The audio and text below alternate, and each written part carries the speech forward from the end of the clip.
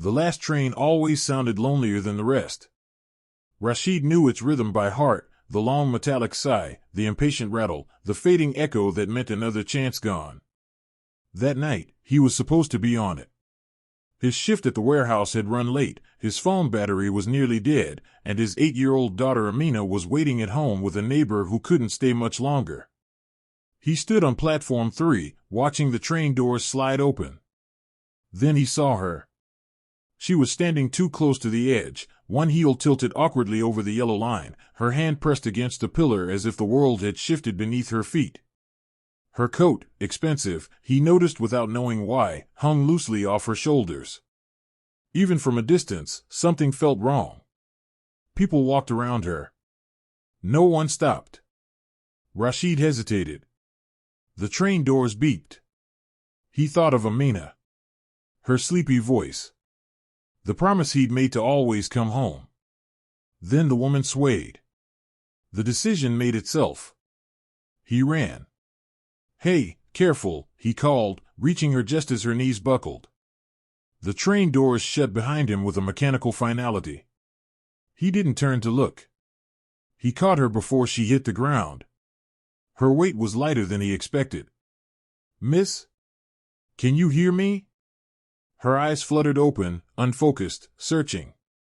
I'm fine," she murmured, though she clearly wasn't.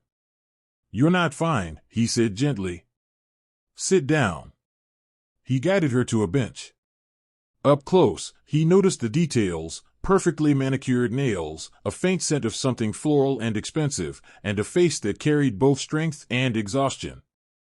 I just got dizzy," she said, pressing her fingers to her temple. "Have you eaten?" Rashid asked. She didn't answer immediately. That was answer enough. He sighed, pulling a small packet of biscuits from his worn bag, the kind he kept for Amina. He hesitated for a second, then handed them over. "Here. It's not much." She looked at the biscuits like they were something foreign, then gave a faint, almost embarrassed smile. "Thank you." She ate slowly, carefully, as if remembering how. Minutes passed. The platform emptied. The next train wasn't for another hour. Rashid checked his dead phone, then the clock, then her. "Do you have someone to call?" he asked. She shook her head. "Not right now." He steadied her. Something about her didn't match the situation. Her clothes alone probably cost more than his monthly rent. Yet here she was, alone, unsteady, and oddly lost. "My daughter's waiting for me," he said quietly. "I missed my train." Guilt flickered across her face. "I'm sorry." "You shouldn't have." "It's okay," he interrupted. "You needed help." That seemed to affect her more than anything else. They sat in silence for a moment, broken only by distant announcements. "Where do you live?" she asked suddenly. "Not far. 2 buses from here." He smiled faintly. "Usually 1 train." She nodded, then looked down at her hands. "Would you mind if I waited with you?" "Just until I feel steady enough." "Of course." When the next train finally came, Rashid helped her aboard. They sat together, the fluorescent lights flickering overhead. She leaned her head back, eyes closed, but she didn't sleep. At his stop, he stood. "This is me." She opened her eyes. "Wait." He paused. "Can I know your name?" "Rashid." She repeated it softly, as if committing it to memory. "I'm Sarah." He nodded. "Take care, Sarah." Something in her expression shifted, like she wanted to say more, but didn't. He stepped off the train. Amina was half asleep when he got home, curled up on the couch. She woke the moment the door creaked open. "You're late," she mumbled, rubbing her eyes. "I know," he said, kneeling beside her. "I'm sorry."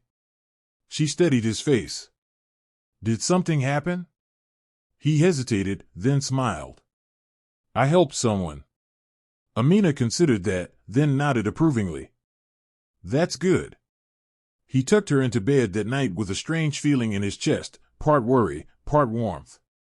He didn't expect to see Sarah again. 3 days later, a black car stopped outside his building. Rashid noticed it from the window but thought nothing of it until a sharply dressed man knocked on his door. "Mr. Rashid?" the man asked. "Yes?" "You're requested." Rashid frowned. "Requested? By who?" The man stepped aside. Sarah stood behind him. But she wasn't the same woman from the platform. She was composed, elegant, her presence commanding in a way that filled the narrow hallway. Her clothes were immaculate, her posture confident, but her eyes were the same. Warm. Searching. "Hi," she said softly. Rashid blinked. "Sarah?" "I owe you an explanation," she said.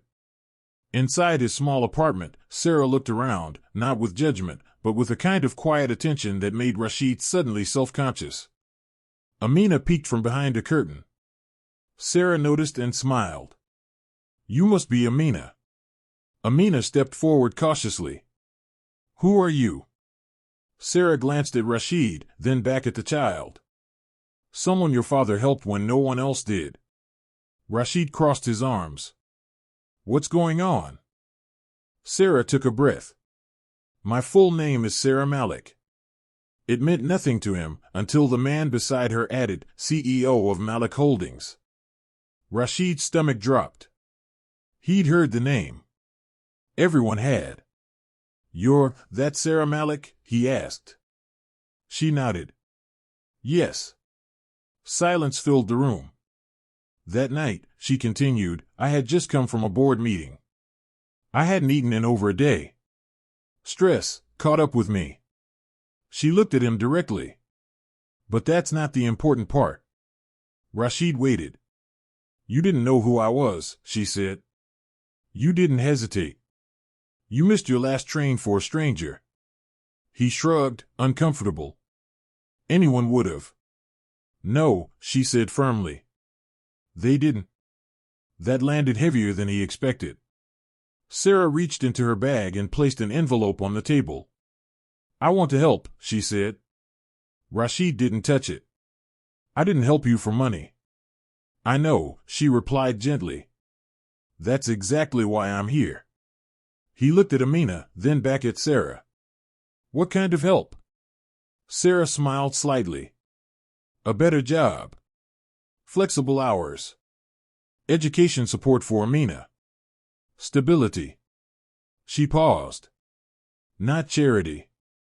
Opportunity." Rashid hesitated. Pride and practicality wrestled inside him. "Why?" he asked quietly.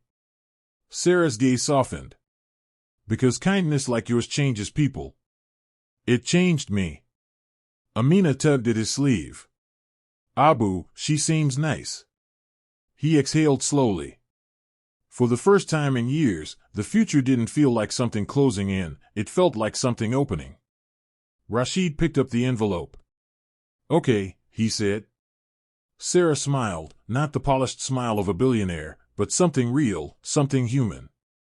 And in that small apartment, born from a missed train and a simple act of kindness, 3 lives began to change in ways none of them could have planned.